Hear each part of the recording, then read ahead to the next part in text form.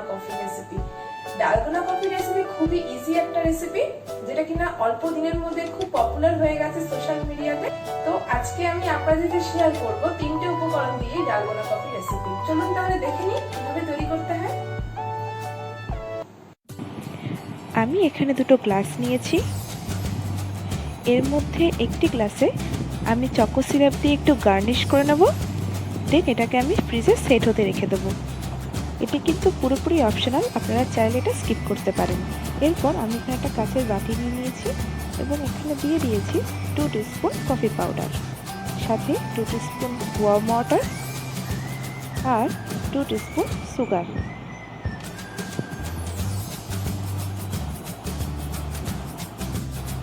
এরপর আমি এই মিশ্রণটিকে হ্যান্ড বিটার দিয়ে বিট করব।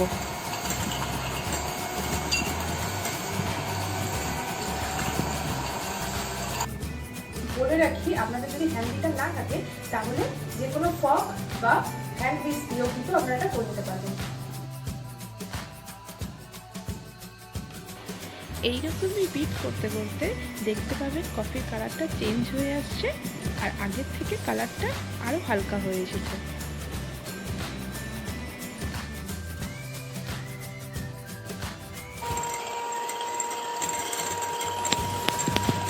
আমার কফিটা কিন্তু একদম পারফেক্টলি হুইপড হয়েছে।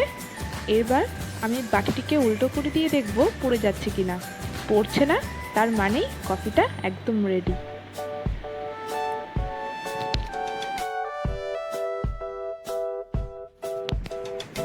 এবার আমি ফ্রিজ থেকে বের করে আনা গ্লাসে ঠান্ডা দুধ ঢেলে নেব।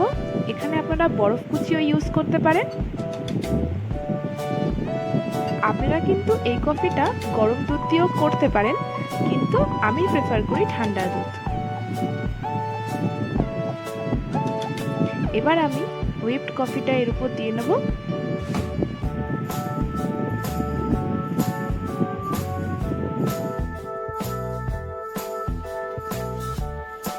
দুটো গ্লাসেই একই রকম ভাবে কফিটা নিয়ে নেব।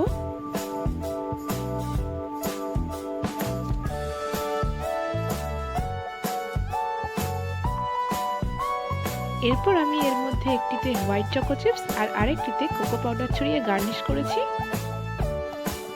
আপনারা আপনাদের পছন্দ মতো গার্নিশ করে নেবেন এবং এরকম ঠান্ডা ঠান্ডা সার্ভ করবেন।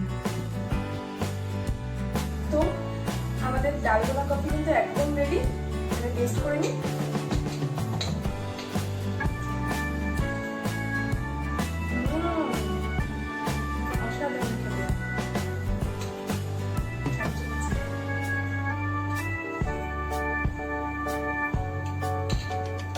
তো দেখতেই পেলেন যে ডালগোনা কফি কিন্তু খুব একটা রকেট সায়েন্স না, খুবই ইজি একটি প্রসেস।